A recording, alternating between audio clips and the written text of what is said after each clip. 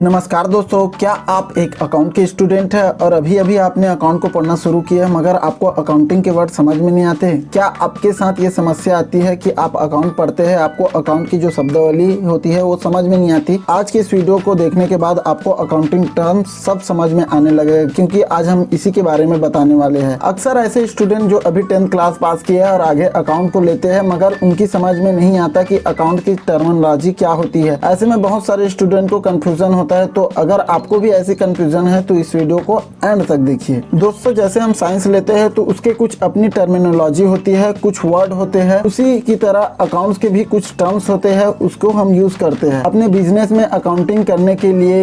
इन्हीं टर्म्स को सरल भाषा में हम लोग अकाउंटिंग टर्मिनोलॉजी कहते हैं। अगर आप एक अकाउंट के स्टूडेंट है या फिर आप एक टैली स्टूडेंट है तो शुरुआत के दौर में आपको इन अकाउंटिंग वर्ड्स को समझना बहुत जरूरी है। उन सभी टर्म्स को हिंदी में क्या कहते हैं, आखिर इसका मतलब क्या होता है, तो इस वीडियो में आपको पूरा मिलेगा। तो चलिए स्टार्ट करते हैं। आइए अकाउंटिंग के वेरियस टर्मिनोलॉजी के बारे में डिटेल से जानते हैं। सबसे पहला होता है व्यापार या ट्रेड। ट्रेड का मतलब ये है कि लाभ कमाने के उद्देश्य से किया गया वस्तुओं का क्रय विक्रय ही व्यापार कहलाता है। नेक्स्ट है व्यवसाय या बिजनेस। कोई ऐसा वैधानिक कार्य जो आय या इनकम प्राप्त करने के पर्पज से किया जाता है व्यवसाय कहलाता है। व्यवसाय एक व्यापक शब्द है जिसके अंतर्गत उत्पादन, वस्तुओं, सेवाओं का क्रय विक्रय, बैंक, बीमा, परिवहन कंपनियां आदि आती है। नेक्स्ट है पेशा या प्रोफेशन। आय अर्जित करने के लिए किया गया कोई भी काम या साधन जिसके लिए पूर्व प्रशिक्षण की आवश्यकता होती है उसको हम पेशा कहते हैं। जैसे डॉक्टर, टीचर, इंजीनियर आदि के द्वारा किए गए काम पेशा कहलाते हैं। नेक्स्ट है मालिक या ऑनर। वह व्यक्ति या वस्तुओं का समूह जो व्यापार में आवश्यक पूंजी लगाते हैं, व्यापार का संचालन करते हैं तथा लाभ व हानि के अधिकारी होते हैं, वे व्यापार के मालिक या ऑनर कहलाते हैं। यदि किसी व्यापार का मालिक कोई एक व्यक्ति है तो एकाकी व्यापारी या प्रोपराइटर कहलाता है। यदि मालिक दो या दो से अधिक होता है तो साझेदार या पार्टनर्स कहलाते हैं। यदि बहुत से लोग मिलकर संगठित रूप से कंपनी के रूप में कार्य करते हैं तो वो सभी कंपनी के अंशधारी मतलब शेयर होल्डर कहलाते हैं। नेक्स्ट है पूंजी या कैपिटल। व्यापार का स्वामी जो रुपये, माल, संपत्ति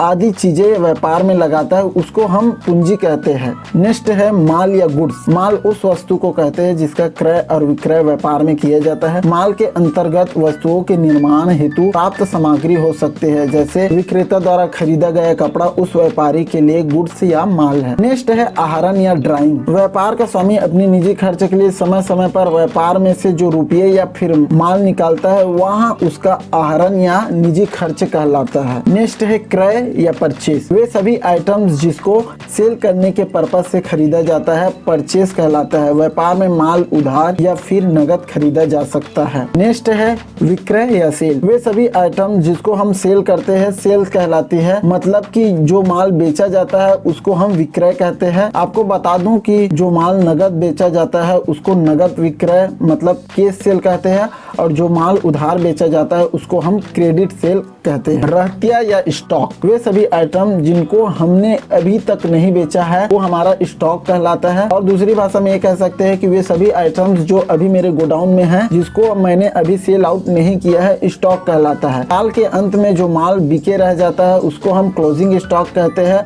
और अगले साल के पहले दिन वही माल ओपनिंग स्टॉक कहलाता है। अब आते हैं कोस्ट। कोस्ट क्या होता है? जो माल मैंने बेचा है उसकी कोस्ट क्या है उसी को हम कोस्ट कहते हैं। नेक्स्ट है लेनदार या क्रेडिटर। वह व्यक्ति या फिर संस्था जो किसी अन्य व्यक्ति या संस्था को उधार पर माल या फिर सेवाएं बेचती है लेनदार कहलाते हैं। नेक्स्ट है देनदार या डेबिटर। वह व्यक्ति या फिर संस्था जो किसी अन्य व्यक्ति या संस्था से माल या सेवाएं या फिर रुपये उधार देती है देनदार कहलाते हैं या डेबिटर्स कहलाते हैं। नेक्स्ट है दायित्व या लायबिलिटीज। लायबिलिटीज हमारी देनदारी होती है। लायबिलिटीज हमारी वे एक्टिविटीज होती है जो ऑनर को छोड़कर हमें सबको देनी होती है, या फिर ऐसा कह सकते हैं कि वे सभी एक्टिविटीज जो व्यापार को अन्य व्यक्तियों या अपने स्वामी या फिर स्वामी के प्रति चुकानी होती है वे लायबिलिटीज या दायित्व कहलाते हैं। नेक्स्ट है संपत्ति या एसेट्स। हमारे व्यापार में समस्त वस्तुएं जो व्यापार संचालन में सहायक होती है संपत्ति कहलाती है। संपत्ति दो प्रकार की होती है, एसेट दो प्रकार की होती है, अचल संपत्ति या फिक्स एसेट्स, दूसरा है चल संपत्ति करंट एसेट। नेक्स्ट है व्यय या एक्सपेंस, हमारे माल के उत्पादन और